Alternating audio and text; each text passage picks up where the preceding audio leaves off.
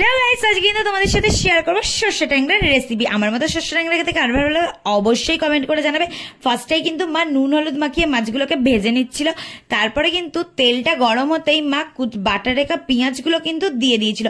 বাটা পেঁয়াজগুলোকে দেখো এইভাবে ভালোভাবে নেড়ে চেড়ে ভাজা ভাজা হওয়ার পর যখন পেঁয়াজগুলো দিয়ে তেল ছেড়ে দেবে তখন কিন্তু তোমরা দিয়ে দেবে অল্প পরিমাণ চিনি, কারণ চিনি দিলে কিন্তু রান্নার টেস্টটা ভালো হয়। তারপরে কিন্তু দিয়ে দেবে হলুদ গুঁড়ো, তারপরে দিয়ে দেবে লঙ্কার গুঁড়ো পরিমাণ মতো, তারপরে আদার পেস্ট দিয়ে দেবে।